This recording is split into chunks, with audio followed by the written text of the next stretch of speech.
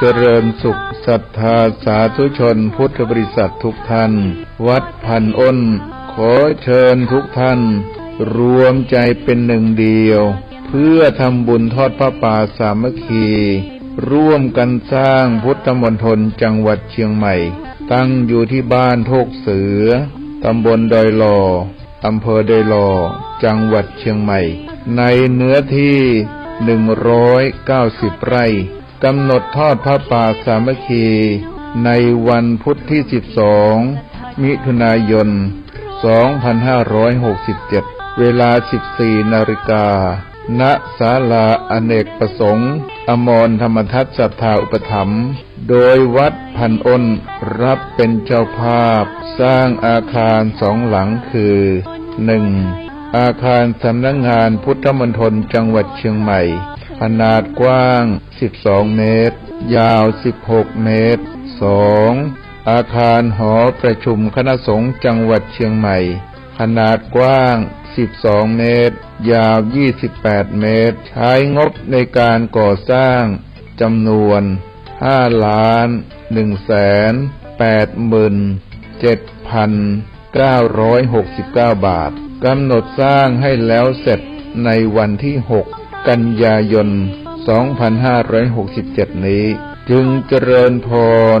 ขอเชิญศรัทธาสาธุชนทุกท่านร่วมกันทำบุญคนละเล็กคนละน้อยเพื่อให้อาคารทั้ง2 หลังนี้แล้วเสร็จตามเวลาที่กำหนดขออนุโมทนาสาธุการในกุศลเจตนาของทุกท่านไว้ในโอกาสนี้ขอเจริญพรสาธุชนทั่วไทยเข้ามาทำบุญร่วมทอดผ้าป่าเชิญมาที่วัดพันอ้น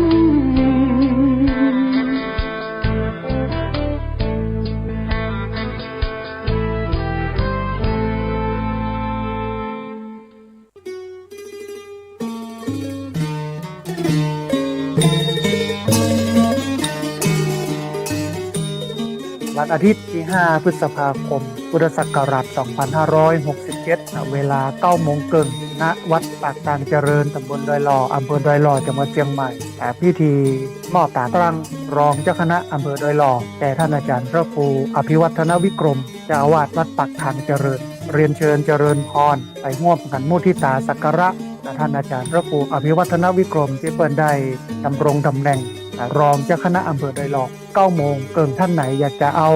ลงทานไปเลี้ยงจะมาร่วมสักการะบูชาเจริญพรได้มาร่วมบุญกันได้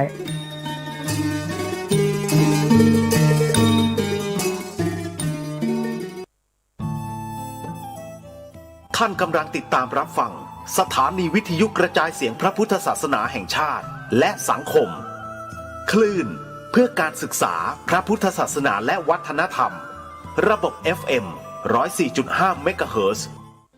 รายการต่อไปเป็นรายการคดีโลกคดีธรรม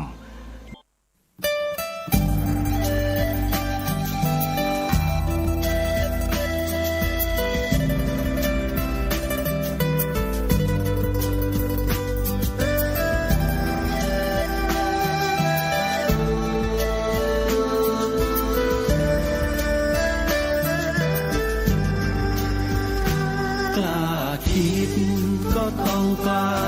ทำอย่ากลัวถ้าทำความดีเร่งศึกษาปัญหาให้ทันท่วงทีเมืองไทยจะพัฒนากว่านี้รายการดีคดีโลกคดีธรรมขอรำพันบรรยายความคิดเครื่องหมายแห่งสีทั้ง3งามถนัดขาวคือบริสุทธิ์สีสวัสดิ์หมายพระไตรรัตน์และธรรมะคุ้มจิตไทย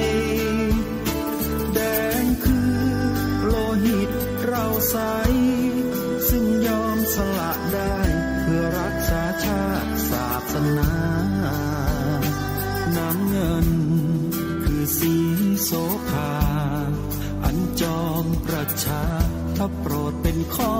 ส่วนองค์จัดริ้วเข้าเป็นไตรรงค์จึงเป็นสีธงที่รักแห่งเราชาวไทยทหารอวตารนำไปยงยุทธวิชัยวิชิตก็ชูเกียรติสยาม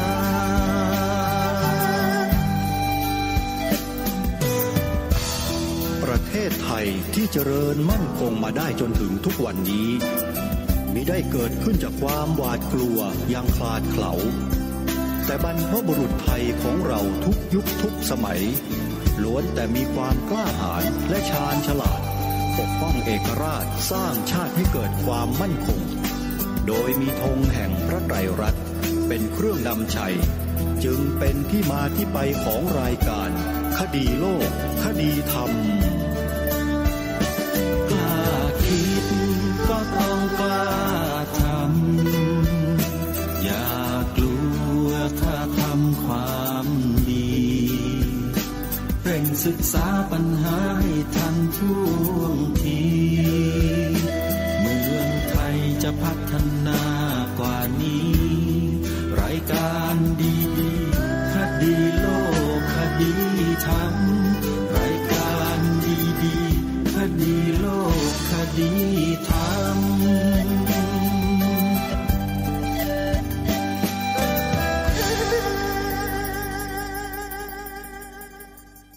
ประจำในทุกวันจันทร์ถึงวันศุกร์ตั้งแต่เวลา 9 นาฬิกาเป็นต้นไปรายการนี้ออกอากาศทางสถานีวิทยุพระพุทธศาสนาแห่งชาติคลื่นต่างๆพร้อมด้วยสถานีวิทยุกองพลที่1รักษาพระองค์ AM 1422 กิโลเฮิรตซ์มีญาติโยมสาธุชนหลายท่านสนใจที่จะเป็นเจ้าภาพในการจัดทำแผ่นซีดีบันทึกเสียงอ่านของรายการคดีโลกคดีธรรมในเนื้อหาที่เกี่ยวกับบทพระราชนิพนธ์เทศนาเสือป่าซึ่งเดี๋ยวอาตมาภาพจะรวบรวมรายละเอียดและรายชื่อทั้งหมดมาอ่านออกอากาศในโอกาสต่อๆไปแล้วจะได้แจ้งให้กับญาติโยมสาธุชนที่เป็นเจ้าภาพได้ทราบว่าได้รับปัจจัยที่ญาติโยมได้ร่วมบริจาคกันมาแล้วหรือไม่อย่างไรสำหรับงานนี้ทางรายการคดีโลกคดีธรรมขอทำด้วยความมั่นอกมั่นใจทำด้วยความซื่อตรงและขอทำอย่างเต็มที่ในเบื้องต้นนี้คือต้องการผลิตซีดีออกมาก่อนจำนวนไม่มีจำกัดคือจะไปทำงานเดินทางไปไหนก็แล้วแต่ก็จะนำแผ่นซีดีนี้แจกให้ทั่วไปให้คนได้ติดตามรับฟังเพราะสิ่งที่อัญเชิญมาอ่านนี้เป็นสิ่งที่คนไทยทุกคนควรให้ความสำคัญและควรจะร่วมด้วยช่วยกันสร้างจิตสำนึกของความเป็นไทยให้กลับคืนมาสู่สังคมของเราให้ดีดังเดิมกันให้ได้ทำดีกว่าพูดเพราะบางคนหลายคนพูดแล้วไม่ทำรายการคดีโลกคดีธรรมทำให้ดูเป็นแบบอย่างคือพูดแล้วก็ต้องทำแล้วก็เชิญชวนญาติโยมได้ร่วมกันทำประเทศชาติพระพุทธศาสนาและสถาบันพระมหากษัตริย์เป็นสิ่งสูงสุดที่คนไทยทุกคนต้องให้ความเคารพยำเกรงและเทิดทูนบูชาไว้เหนือสิ่งอื่นใดอย่าลืมคำสอนของบรรพบุรุษของเราตรงนี้ลืมไม่ได้ถ้าลืมเมื่อไหร่ความเป็นไทยก็จะหายไปสาบสูญไปในที่สุดเพราะฉะนั้นอย่าลืมสถาบันของชาติสูงสุดทั้ง3 สถาบันนี้มีลูกสอนลูกให้ท่องบนมีหลาน สอนหลานให้ท่องจำมีเหลนสอนเหลนให้รู้จักเมื่อทุกคนท่องจำได้จดจำได้รู้จักแล้วคนทุกคนก็จะเกิดความมั่นคงในใจขึ้นความมั่นคงในใจตรงนี้จะเป็นเหตุเป็นปัจจัยที่จะทำให้ประเทศชาติบ้านเมืองของเรามีความมั่นคงอย่างแน่นอนแต่ถ้าเมื่อไหร่ความมั่นคงในจิตใจของลูกหลานเยาวชนคนไทยของเราถูกทำลายลงไม่ว่าจะด้วยเหตุปัจจัยใดก็แล้วแต่อาจจะเป็นการหล่อหลอมจิตใจไปอีกทิศทางหนึ่งการนำเสนอออกไปอีกทิศทางหนึ่งการอบรมพร่ำสอนออกไปอีกทิศทางหนึ่งอันนี้ก็แล้วแต่ลักษณะของการกระทำของกลุ่มบุคคลนั้นๆว่าจะใช้วิธีการใดแล้วทำให้ความมั่นคงในจิตใจของคนไทยที่มีต่อสถาบันชาติสถาบันพระพุทธศาสนาและสถาบันพระมหากษัตริย์เสื่อมคลายจางหายไปจากจิตใจผู้คนเมื่อไหร่ถือว่ากลุ่มบุคคลเหล่านั้นเป็นผู้แฝงตัวเข้ามาทำลายประเทศชาติบ้านเมืองของเราพูดถึงตรงนี้ก็ให้ย้อนรำลึกไปถึงพระราชดำรัสในบทพระราชนิพนธ์เทศนาเสือป่าความตอนหนึ่งที่พระองค์ตรัสเตือนแก่พวกเราคนไทยเอาไว้นั่นก็คือผู้ที่คนอื่นเขาส่งเข้ามาปลอมแปลงเพื่อทำลายพระพุทธศาสนาเราทั้งหลายต้องคอยระวังรู้เท่าไว้จึงจะควรเราทั้งหลายต้องคอยระวังรู้เท่าไว้จึงจะควรณขณะนี้ภาพเหตุการณ์สถานการณ์เริ่มปรากฏชัดเจนมากยิ่งขึ้นมากยิ่งขึ้นโดยไม่ต้องนำหลักฐานที่ไหนมากล่าวอ้างเพราะมันกระทำกันอยู่ทนโทษปรากฏอยู่ตามสื่อต่างๆมากมายหลายประการทีนี้พวกเราในฐานะที่เป็นลูกหลานไทยเนี่ยถ้าเราไม่ทำการศึกษาประวัติศาสตร์ชาติของเราเองให้เข้าใจไม่ฟังบทพระราชนิพนธ์เทศนาเสือป่าขององค์พระบาทสมเด็จพระมงกุฎเกล้าเจ้าอยู่หัวให้เข้าใจเราจะไม่เกิดความมั่นคงในใจเกี่ยวกับเรื่องเหล่านี้เลยเพราะฉะนั้นวิธีการที่จะสร้างความมั่นคงในใจของคนไทยให้หนักแน่นในสถาบันชาติสถาบันพระพุทธศาสนาและสถาบันพระมหากษัตริย์นั้นเราก็ต้องเผยแพร่ช่วยกันเผยแพร่สิ่งที่จะเป็นเหตุเป็นปัจจัยให้เกิดความมั่นคงในใจของคนนั่นก็คือบทพระราชนิพนธ์เทศนาเสือป่าอันนี้นี่เองและถ้าหากท่านใดที่จะช่วยกันเป็นเจ้าภาพดำเนินการผลิตดำเนินการผลิตซึ่งอาตมาภาพได้อ่านออกรายการไปทั้งหมด17 กันบวกกับกันแทรก1 กันและกันพิเศษอีก1 กันรวมเป็น19 กันใครจะรับเป็นเจ้าภาพยินดีต้อนรับญาติโยมสาธุชนที่จะร่วมด้วยช่วยกันในเรื่องนี้เราไม่ได้ทำเพื่อใครคนใดคนหนึ่งเราไม่ได้ทำเพื่อกลุ่มใดกลุ่มหนึ่งแต่เราทำเพื่อประโยชน์ส่วนรวมของชาติของศาสนาของพระมหากษัตริย์ของเราซึ่งเรื่องนี้เชื่อเถอะไม่มีใครมาขัดขวางแน่นอนเพราะถ้าหากว่ามีใครมาขัดขวางคนคนนั้นนั่นแหละคือผู้ทำลายความมั่นคงในจิตใจของคนไทยที่มีเกี่ยวกับเรื่องนี้ขอให้ท่านสาธุชนคอยสังเกตเอาไว้ไม่ว่าจะเป็นการนำเสนออัญเชิญบทพระราชนิพนธ์เทศนาเสือป่ามาออกอากาศก็ตามหรือผลิตซีดีเพื่อ พื่อแจกจ่ายให้กับผู้คนได้ติดตามรับฟังในสิ่งนี้ก็ตามหากใครมาขัดขวางมาดำเนินการใดๆเพื่อสกัดกั้นไม่ว่าวิธีใดก็แล้วแต่เราจะถือว่าคนเหล่านั้นแหละคือผู้ทำลายชาติศาสนาและพระมหากษัตริย์ของประเทศนี้ด้วยเหตุนี้พระองค์จึงทรงเตือนพวกเราไว้ในบทพระราชนิพนธ์เทศนาเสือป่าที่ได้อัญเชิญมากล่าวเมื่อสักครู่นี้ไงว่าผู้ที่คนอื่นเขาส่งเข้ามาปลอมแปลงเพื่อทำลายพระพุทธศาสนาเราทั้งหลายต้องคอยระวังรู้เท่าไว้จึงจะควรเพราะฉะนั้นหลังจากที่เราได้ทำหน้าที่กันแต่ละวันเนี้ยเราก็ต้องคอยสังเกตคอยระวังดูซิว่า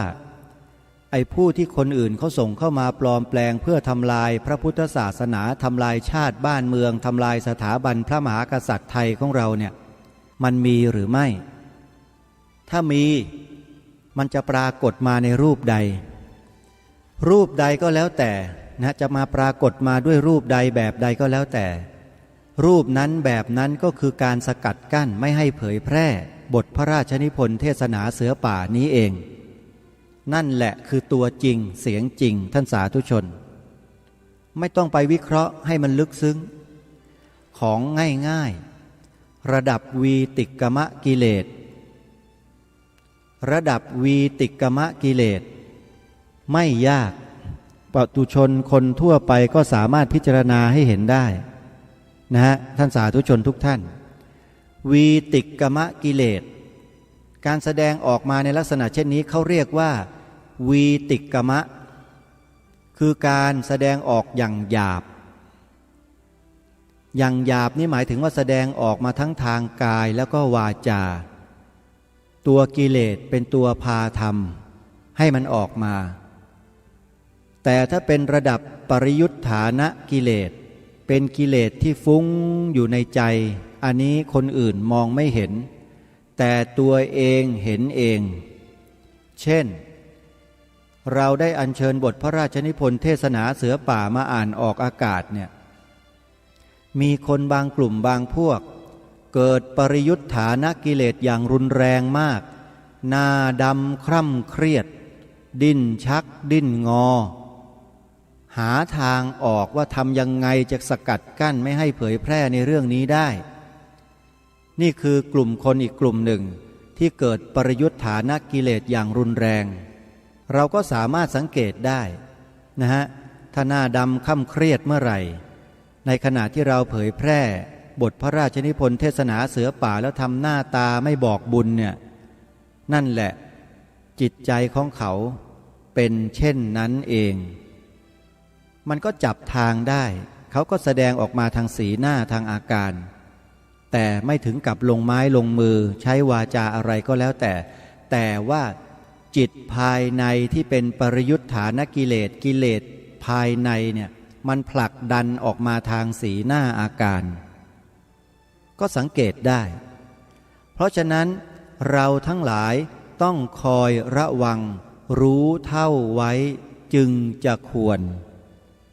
ตามที่องค์พระบาทสมเด็จพระมงกุฎเกล้าเจ้าอยู่หัวรัชกาลที่ 6ตรัสสอนพวกเราไว้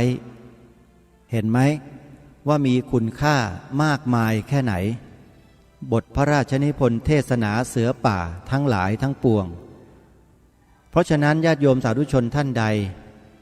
ที่เห็นประโยชน์ส่วนรวมของชาติบ้านเมืองของพระศาสนาและสถาบันพระมหากษัตริย์ไทยของเราจะรับเป็นเจ้าภาพผลิตซีดีเสียงอ่านบทพระราชนิพนธ์เทศนาเสือป่าแจกจ่ายให้กับพี่น้องประชาชนคนไทยทั่วทุกสารทิศโดยไม่มีการจำกัดจำนวนทำได้10 ล้านแผ่นก็ทำถ้าใครเป็นเจ้าภาพให้ทำอาตมาภาพก็จะเป็นคนทำแล้วทำแบบโปร่งใสไว้ใจได้เพราะชีวิตนี้ไม่เสียดายและไม่ต้องการที่จะได้อะไรจากใครสิ่งที่ต้องการที่สุดคือมรรคผลนิพพานคือความหลุดพ้น แต่ในขณะที่เดินทางอยู่นี้เนี่ยเกิดมีอุปสรรคปัญหาบางอย่างบางประการที่จะทำให้ต้องสะดุดหยุดลงและทำให้ผู้อื่นตกล่วงจากคุณความดีที่จะได้มรรคผลนิพพานด้วยแล้วข้าพเจ้าจะขอหยุดเดินไปข้างหน้าสักครู่แล้วจะขอแก้ปัญหานี้ก่อนนี่คือปณิธานที่ได้ตั้งไว้แต่ก่อนไม่เคยคิดที่จะมาทำหน้าที่อยู่ตรงนี้เลยแต่พอมารู้ข่าวสารข้อมูลถึงเหตุเพศภัยที่เกิดขึ้นต่อพระพุทธศาสนาจากพระเดชพระคุณท่านเจ้าคุณพระธรรมเมธาภรณ์ระแบบทิตยาโนวัดบวรนิเวศวิหารผู้ล่วงลับไปแล้วนั้นเท่านั้นแหละทำให้สนใจและติดตามข้อมูลศึกษาค้นคว้าข้อมูลมาโดยตลอดจนกระทั่งรู้ชัดด้วยตัวเองว่าขบวนการล้มล้างพระพุทธศาสนาในประเทศไทยนั้นมีอยู่จริงๆและเห็นตัวตนอยู่ทุกวันด้วยแต่ไม่แสดงออกเท่านั้นเองเพราะพวกนี้กระทำตัวแบบแนบเนียนมากเหมือนอย่างที่องค์พระบาทสมเด็จพระมงกุฎเกล้าเจ้าอยู่หัวตรัสไว้ในบทพระราชนิพนธ์เทศนาเสือป่ากันที่ว่าด้วยทุติยสิกขาบททุติยสิกขาบทพระองค์กล่าวถึงคนพวกนี้ว่าเป็นพวกขโมยเป็นพวกขโมยผู้ดีเป็นผู้ดีที่ขี้ขโมยความเป็นชาติไทยของเราไปขโมยความเป็นสถาบันของชาติของเราไปขโมยด้วยวิธีการล่อลวงด้วยวาจาด้วยคำพูดด้วยอักษรด้วยการนำเสนอผ่านสื่อด้วยวิธีการต่างๆมากมายคนเหล่านี้คือตัวขโมยตัวยงขโมยความเป็นชาตินี่ถือว่าเป็นสมบัติที่เหนือกว่าสิ่งอื่นใดเพราะว่าชาติไทยเรานั้นมีสมบัติที่มีคุณค่าอย่างยิ่งถ้าไม่มีสมบัติชิ้นนี้อยู่ในประเทศไทยไม่นับถือสมบัตินี้เป็นสมบัติอันล้ำค่าแล้วประเทศไทยก็คงไม่ใช่ประเทศไทยมาจนถึงทุกวันนี้แน่และสมบัติอันล้ำค่านั้นก็คือพระบวรพุทธศาสนานั่นเองคนเหล่านี้จะขโมยพระพุทธศาสนาของเราเอาไปทิ้งลงทะเลแล้วเอาลัทธินิกายศาสนาอื่นลัทธินิยมในทางศาสนาอื่นมายัดใส่เข้าไว้ในประเทศไทยของเราแทนนักกฎหมายทั้งหลายที่ชอบอ่านรัฐธรรมนูญคงจะรู้ในข้อนี้ดีว่าคือสิ่งที่ทางรายการกำลังปรารภมาตรา37มาตรา38แห่งรัฐธรรมนูญในอดีตที่ผ่านมาที่ทางรายการคดีโลกคดีธรรมพูดแล้วพูดอีกว่าเป็นมาตราที่ทำให้ประเทศไทยเหล่านั้นถอยหลังลงคลองไม่ได้ทำให้ประเทศไทยของเราเจริญรุ่งเรืองทางด้านแนวความคิดและจิตใจที่ดีงามเลยมีแต่จะพากันถอยหลังลงคลองมาตรานี้นะฮะที่เกี่ยวกับการนับถือศาสนาเนี่ยใครเป็นคนดำเนินการให้เกิดมีขึ้นใครเป็นขบวนการที่ทำให้ชักนำเอาสิ่งเหล่านี้เข้ามาในประเทศไทยและมาฝังอยู่ในประเทศไทยของเรานี่แหละคือกลุ่มขบวนการที่จ้องจะทำลายประเทศไทยของเราชัดเจนฮะถึงแม้ว่าเราจะไม่รู้ว่าใครแต่เราพอมองออกว่าวิธีการของเขานั้นมันเป็นอย่างที่เรากล่าวผู้ที่คนอื่นเขาส่งเข้ามาปลอมแปลงเพื่อทำลายพระพุทธศาสนาเราทั้งหลายต้องคอยระวังรู้เท่าไว้จึงจะควรรายการคดีโลกคดีธรรมได้ถือปฏิบัติตามแนวพระราชดำริพระราชดำรัสของล้นเกล้ารัชกาลที่6มาโดยตลอดคอยระวังรู้เท่าไว้จึงจะควรตลอดมาแล้วก็ได้เห็นได้เจอหลักฐานแห่งการกระทำนี้ชัดเจนและตัวบุคคลที่เกี่ยวข้องแต่จนถึงวันนี้ก็ยังไม่มีใครหน้าไหนเข้าไปดำเนินการ ความผิดนั้นให้กลับถูกเหมือนดังเดิมที่มีอยู่ได้เลยสักคนก็ถึงบอกไงว่าประเทศไทยเราเนี่ยมันถูกครอบงำด้วยอะไรใครเป็นผู้ครอบงำประเทศไทยเอาไว้ให้เดินมาอย่างนี้เดินมาแบบผิดบรรพบุรุษไทยองค์บุรพมหากษัตริย์ไทยพาเดินมาในทางตลอดไม่เคยพาเดินออกนอกลู่นอกทางเลยแม้แต่น้อยเดียวแต่พอหลังจากการเปลี่ยนแปลงการปกครองแล้วใครมันพาคนไทยเดินออกนอกลู่นอกทางไม่ทราบใครหนอที่กำลังครอบงำประเทศไทยของเราอยู่เรื่องนี้เราต้องรู้เราต้องคอยระวังรู้เท่าไว้จึงจะควรนี่คือคุณลักษณะของคนไทยของเราที่จงรักภักดีต่อสถาบันพระมหากษัตริย์จะต้องมีคุณลักษณะเช่นนี้คือต้องคอยระวังรู้เท่าไว้จึงจะควรไม่ใช่นอนหลับไม่รู้นอนคูไม่เห็นธุระไม่เป็นธุระไม่ใช่อย่างนั้นถือว่าไม่ใช่คนไทยแท้ๆถ้าคนไทยแท้ๆปลูกฝังความเป็นไทยมาตลอดชีวิตจะต้องมีความมั่นคงหนักแน่นในพระรัตนตรัยตามที่องค์บุรพมหากษัตริย์ได้ทรงพาถือพาทำมาจะออกนอกลู่นอกทางไม่ได้นี่แหละเครื่องบ่งบอกว่าจงรักภักดีแท้จริงหรือไม่อยู่ตรงนี้ไม่ใช่อยู่ที่ปากพูดไปวันหนึ่งว่าจงรักภักดีจงรักภักดีอย่างที่เราทราบเราเห็นกันในสังคมไทยที่ผ่านมาออกประกาศว่าจงรักภักดีจงรักภักดีเพื่อเอาชนะกันทางการเมืองเท่านั้นเองอย่างนี้ถือว่าเป็นการล่อลวงพูดปดมดเท็จและพวกนี้กระทำผิดศีลข้อหนึ่งแล้วอย่าคิดว่าอีก4 ข้อจะไม่ทำนะในเมื่อเขาทำได้อย่างสนิทใจแล้วเนี่ย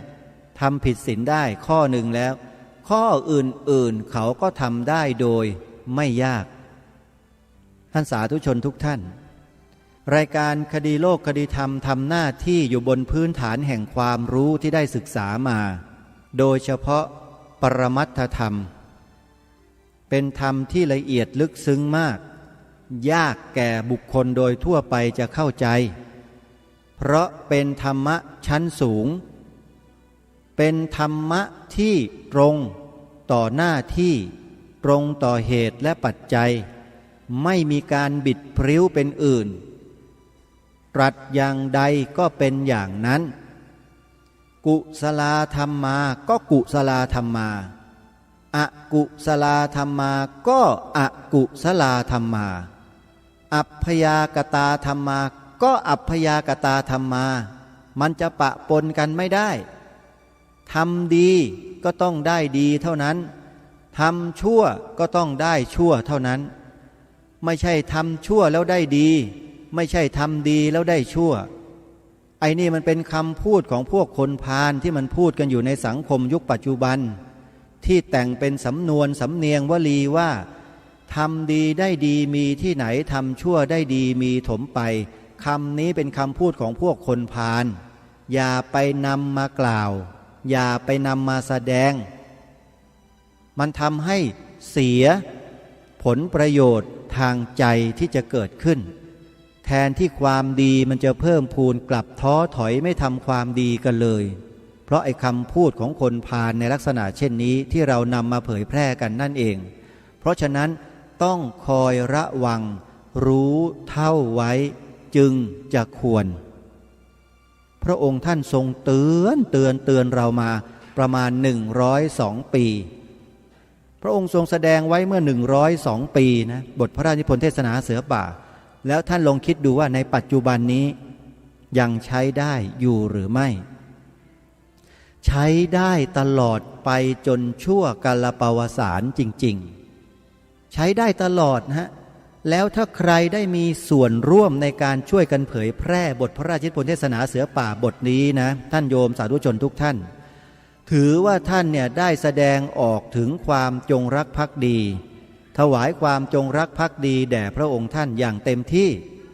นี่คือสิ่งที่ขอบอกกับญาติโยมสาธุชนเอาไว้ว่าเป็นสิ่งที่เราทุกท่านทุกคนต้องร่วมด้วยช่วยกันถ้า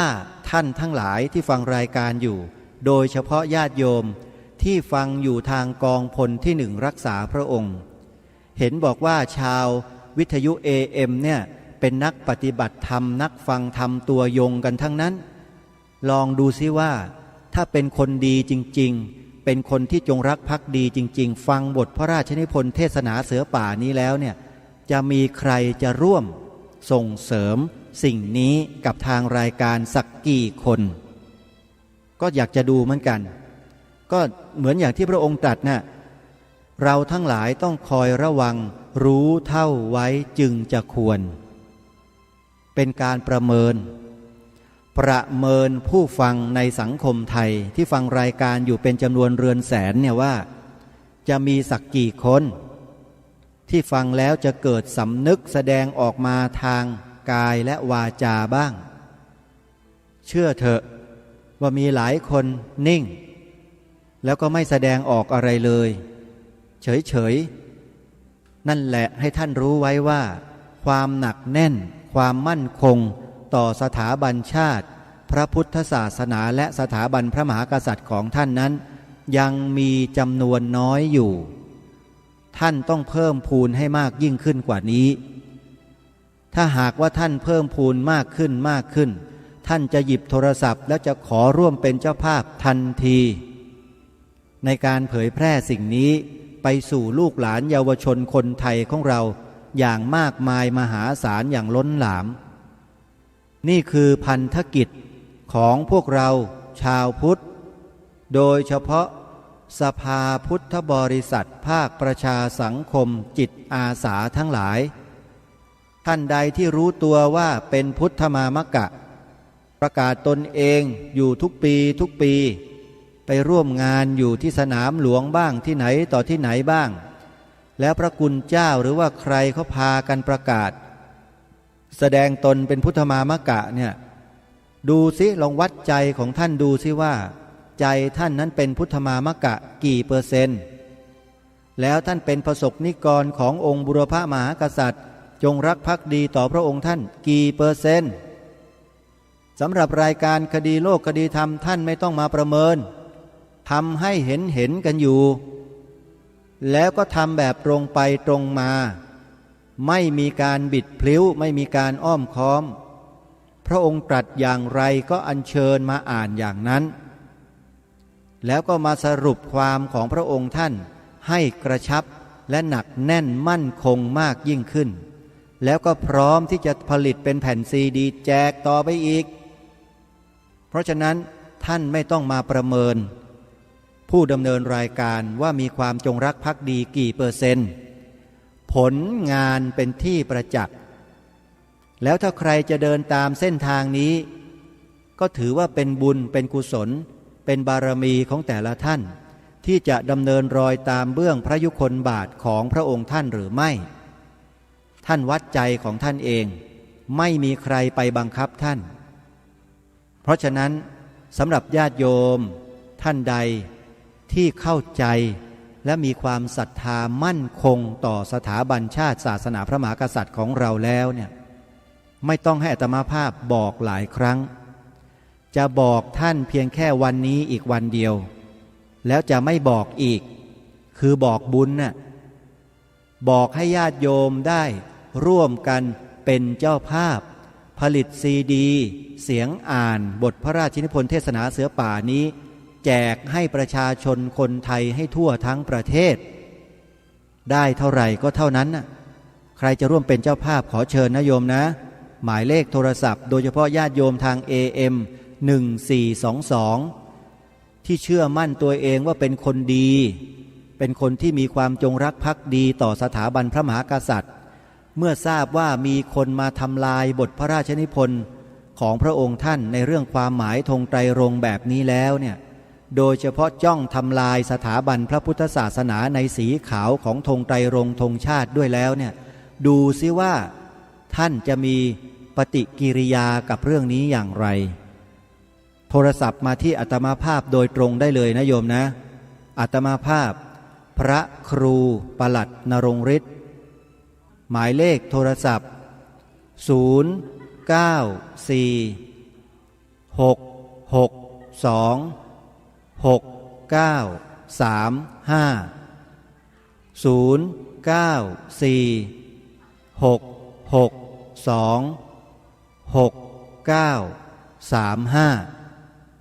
ทรศัพท์เข้ามาร่วมกันเป็นเจ้าภาพชีวิตนี้ขอสละทรัพย์สินส่วนตัวจำนวนหนึ่งผลิตแผ่นซีดีเสียงอ่านบทพระราชนิพนธ์เทศนาเสือป่าแจกให้คนไทยให้เด็กเยาวชนไทยเราได้ฟังโดยเฉพาะคนไทยเราที่ขับรถขับราอยู่บนท้องถนนมีเวลาเยอะเพราะว่าไปนั่งรถอยู่บนถนนเนี่ยบางทีก็เกือบครึ่งวันเพราะรถมันติด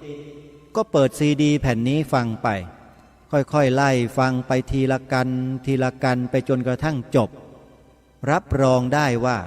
ถ้าตั้งใจฟังกันจริงๆแล้วนี่ท่านจะได้ประโยชน์จากบทพระราชนิพนธ์เทศนาเสือป่านี้อย่างมากมายมหาศาลจริงๆอย่างที่ผู้ดำเนินรายการได้ทุกวันนี้คุณค่าที่ได้คือคุณค่าทางจิตใจมันมีความหนักแน่นและมั่นคงและมันไม่เคยกลัวต่อสิ่งใดๆทั้งสิ้นในการที่กระทำหน้าที่ตรงนี้ตามแนวพระราชดำริของพระองค์ท่านพระองค์ท่านเป็นองค์พระมหากษัตริย์ไทยนะทรงเป็นองค์พระมหากษัตริย์ไทยนะแล้วเราไม่เชื่อพระองค์แล้วจะเชื่อใครไปเชื่อคนอื่นเหรอไปเชื่อนักการเมืองไปเชื่อข้าราชการบางคนหรือยังไงหรือว่าไปเชื่อนักวิชาการหรือว่าไปเชื่อครูอาจารย์ของเราหรือว่าไปเชื่อเพื่อนหรือว่าไปเชื่อใครต่อใครคิดว่าคนเหล่านั้นสำคัญหรืออาตมาภาพไม่เชื่ออาตมาภาพจะเชื่อแต่องค์พระมหากษัตริย์ไทยของเราเท่านั้นนี่แหละคือความหนักแน่นมันต้องหนักและต้องแน่นอย่างนี้ไม่ใช่ไม่ฟังใครนะฟังแต่ฟังแล้วนำมาพิจารณาถ้าหากว่าสิ่งที่เขาพูดมีเหตุผลมีหลักการที่สอดคล้องรับกันได้กับสิ่งที่องค์บุรพมหากษัตริย์ได้ทรงกระทำมาเรายอมรับสิ่งที่คนนั้นพูดสิ่งที่คนนั้นนำเสนอได้แต่ถ้าตรงกันข้ามขอบอกว่าซาโยนาระภาษาญี่ปุ่นแปลเป็นไทยว่าลาก่อนข้าพเจ้าไม่ขอเอาด้วยก็คือหลีกเลยอเสวนาจะพาลานังปันดิตานันจะเสวนาปูชาจะปูชนียานังเอตัมมังคะละมุตตมังอาตมาภาพเชื่อว่าทุกวันนี้กำลังทำสิ่งที่เป็นอุดมมงคลสูงสุดให้กับชีวิตในมงคล38เนี่ยอย่างน้อยข้อแรกได้แล้วแหละอเสวนาจะพาลานังปันดิตานันจะเสวนาปูชาจะปูชนียานังเอตัมมังคะละมุตตมัง3ข้อใน38มงคล38ได้แล้ว3เพียงแค่ทำหน้าที่ตรงนี้ได้แล้ว3ฮะไม่คบกับพวกคนพาลคบแต่บัณฑิตองค์พระบาทสมเด็จพระมงกุฎเกล้าเจ้าอยู่หัวเป็นต้นพร้อมด้วยองค์พระมหากษัตริย์ไทยทุกพระองค์แม้แต่รัชกาลปัจจุบันองค์พระบาทสมเด็จพระเจ้าอยู่หัวของเรานี่คือบัณฑิตแท้บัณฑิตานันจะเสวนาคบเสพแต่บัณฑิตปูชาจะปูชนียานังบูชาบุคคลผู้ควรบูชาองค์พระมหากษัตริย์ไทยทุกพระองค์คือบุคคลที่เราควรเทิดทูนและบูชาไว้เหนือกว่าใครๆทั้งหมดทั้งสิ้น3มงคล3อุดมมงคลสำเร็จแก่เราทันทีและบำเพ็ญอยู่ตลอดจิตใจก็มีแต่กุศล สุริมงคลก็มีแต่จะเกิดขึ้นแก่เราเทวดาสัมมาทิฏฐิก็แซ่ซ้องสรรเสริญในขณะที่เราทำหน้าที่อยู่ตลอดนึกทีไรก็มีแต่ความสุขตายไปก็ไปสุคติโลกสวรรค์หรือไม่ก็เกิดมาเป็นมนุษย์แล้วก็มาอัญเชิญบทพระราชนิพนธ์เทศนาเสือป่ามาอ่านเผยแพร่กันต่อไปนี่คือปณิธานที่ตั้งมั่นเอาไว้อาตมาภาพมองเห็นเส้นทางของประเทศไทยบางเส้นที่กำลังถูกขีดให้เดินออกไปทางไหนไปทางไหนไปอย่างไรไปแล้วจะพบกับอะไรมองออกเส้นทางเดิมของประเทศไทยของเราคือเส้นทางตามแนวพระราชดำริที่องค์พระบาทสมเด็จพระเจ้าอยู่หัวรัชกาลปัจจุบันได้พระราชทานไว้ให้คือแนวทางพระราชดำริเศรษฐกิจพอเพียงเส้นทางนี้เส้นทางเดียวเท่านั้นที่จะพาประเทศไทยเรารอดได้แล้วไม่ใช่เฉพาะประเทศไทยเรารอดเพียงประเทศเดียวถ้าประเทศใดๆในโลกนี้ได้น้อมนำแนวพระราชดำริเศรษฐกิจพอเพียงนี้ไปใช้ภายในประเทศเป็นแนวนโยบายแห่งรัฐจะพาโลกนี้ทั้งโลกอยู่รอดได้ทั้งหมดจริง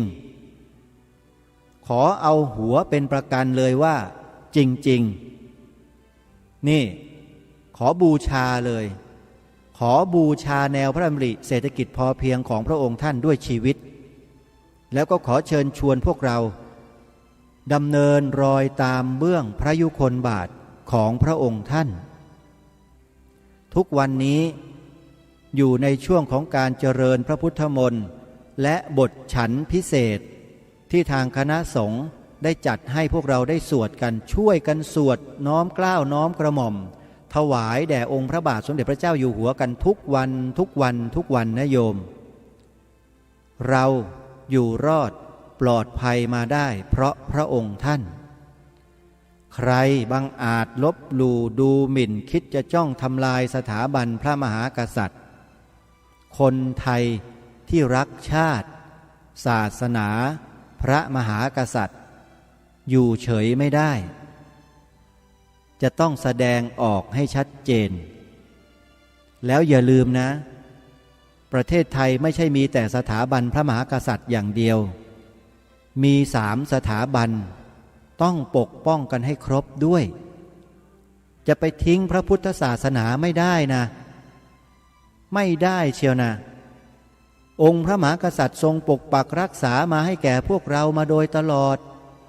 เราจะทิ้งสมบัติของชาติชิ้นนี้อันสำคัญอันล้ำค่านี้ไม่ได้สำคัญกว่าแก้วแหวนเงินทองทรัพย์สมบัติทั้งหลายทั้งปวงที่ใครมีกันอยู่นี่อีกจริงๆพระพุทธศาสนานี่ถือว่าเป็นสมบัติอันล้ำค่าที่สุดเอาแก้วแหวนเงินทองทั้ง10รถคันรถเพชรมาทั้ง10คันรถแท็กเตอร์10คันรถบรรทุกมาให้อาตมาภาพจะบอกว่าเอาไปผลิตแผ่นซีดีเทศนาเสือป่าแจกคนไทยดีกว่าขอสักคันรถเดียวก็พอละไม่ต้องการขนาดแล้วเอาไปผลิตให้หมดเลยนะฮะไปจ้างโรงงานเลยผลิตออกมา10 20 30ล้านอะไรก็ว่ามาจะผลิตทัก100 ล้านแผ่นก็ได้มีความมั่นใจถึงขนาดนี้เลยท่านสาธุชนผู้ฟังทุกท่านเชื่อเถอะท่านถ้าท่านได้แผ่นซีดีนี้ไปเปิดฟังหลายๆรอบนะฟังแล้วฟังอีกฟังด้วยความพินิจพิจารณาฟังด้วยโยนิโสมนสิการโดยเฉพาะผู้ที่บอกว่าเราคือนักปฏิบัติธรรมสวดมนต์ไหว้พระกันเป็นประจำเนี่ยท่านไปฟังแล้วท่านจะรู้ว่าน้ำพระราชฤทัยของพระองค์ท่านนั้นทรงล้นเปี่ยมขนาดไหนนะใครสนใจโทรศัพท์มาได้นะโยมนะร่วมเป็นเจ้าภาพ094-662-6935วันนี้เวลาของรายการหมดลงแล้วทิ้งท้ายบทเพลงพระราชนิพนธ์ขององค์พระบาทสมเด็จพระเจ้าอยู่หัวไว้ให้กับพวกเราได้ฟังเพื่อเตือนสติของเรากันวันนี้ขอความสุขสวัสดีจงมีแด่ท่านสาธุชนผู้ฟัง